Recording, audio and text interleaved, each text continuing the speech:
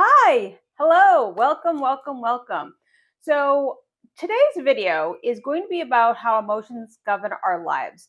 And I actually had this epiphany at 4 a.m. this morning about doing a video for this and actually how much it really affected my life and how much we push away emotions, or especially that I pushed away emotions. And if you're anything like me and you've done this circle dance with people pleasing, emotional eating, numbing yourself out in one way or another, and it's really getting you nowhere other than feeling even more miserable. I've been there. I have been a member of that club.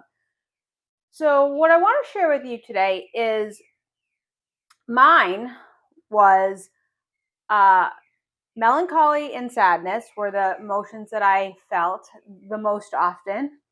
And I would pre-game disappointed even before something happened. And again, I had no awareness that I was doing this. But before an event would happen, I would already be disappointed on what was going to happen.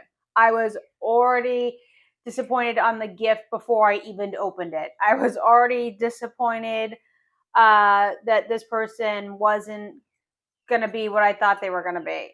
And so it also showed me that I set myself up with a lot of expectations on things too. And if we have expectations and they're not met, then we feel disappointed. But I didn't even, before I even got there, so I wasn't even living in the real moment of time. I was pre-gaming it and being ahead of it and experiencing it already happened. So when it happened, I really couldn't even enjoy the moment. And this was an emotional loop that I was doing all the time, and I was completely unconscious of it.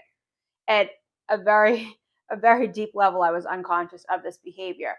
I also was really afraid of my emotions, and especially emotions that made me feel uncomfortable. Like I said, I was comfortable with sadness, discomfort, um, things of that nature. Oh, being the victim of some shape or form.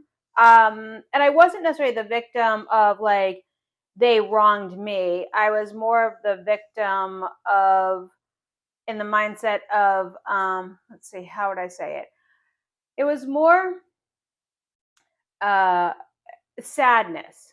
It was more like lack of self confidence, like that type of victim. Like I couldn't become all that I could actually be because I was busy being in the loop of like having dyslexia.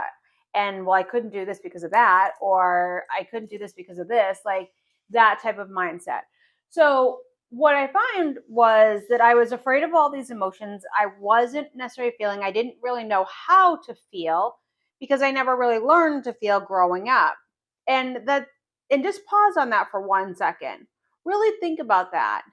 When you were a child, did your parents really teach you how to handle the range of emotions?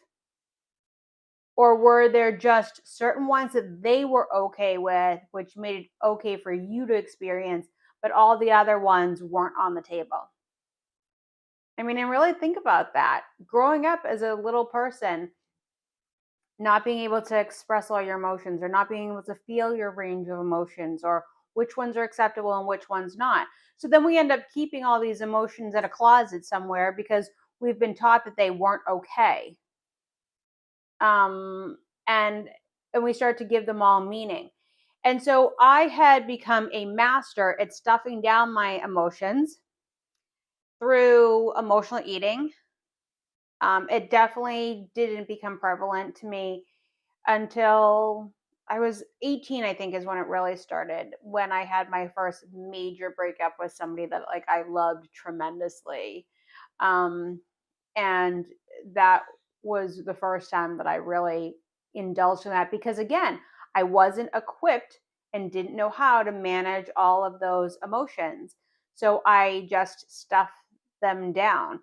And for me, emotional eating was sweets and things of that nature. And it was, um, And it wasn't like all the time. It was, again, when like this uncomfortable emotion showed up, that's what I was doing. And everybody does something different. So think about, like, for yourself, when you have certain situations or emotions that come up, what is it that you do, that you just do, and you don't even notice it? You know, some people have a can of frosting in their cabinet, and before you know it, you're in there with a spoon, and before long it's empty and you're not really sure how that happened.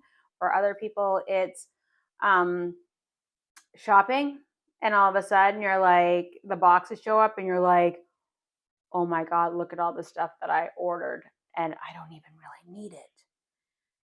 And so there's all those different types of emotions that we experience, and we don't process them properly. And we're, again, because I think as a society we weren't taught how to do it, and I think our parents weren't taught how to do it, and their parents definitely didn't know how to process them.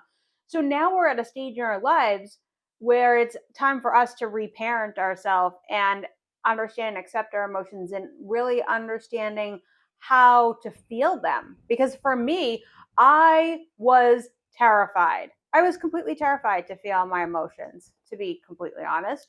And I would do everything in my power not to feel them because I was afraid of feeling them. I felt like if I felt them, like they were going to overtake me, like they were the boogeyman. And I so want to be in control because I have been someone that lived in my mind. I could take everything and rationalize it.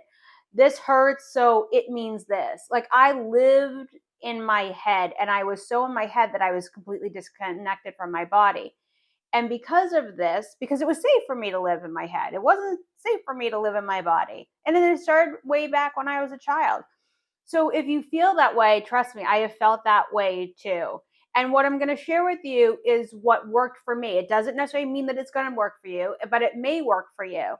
And that's why I think it's so important. And I think that I can help you find the answers if you're struggling with this and you're really looking to get to the bottom, or start to at least start the process. It is a process for sure.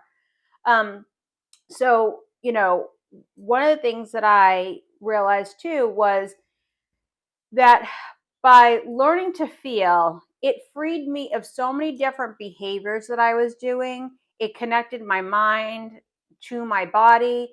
And I went about it in this kind of interesting way. So, 4 a.m. this morning, I was taking notes. Sorry about the noise.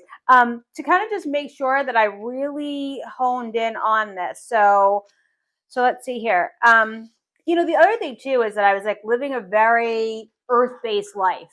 I was going to work, doing my job, wasn't really happy there, coming home, grocery shopping, yada, yada, yada, yada. I was living this very 3D life. And I wasn't really experiencing kind of universal energy. Some could call it God, you can call it whatever you like.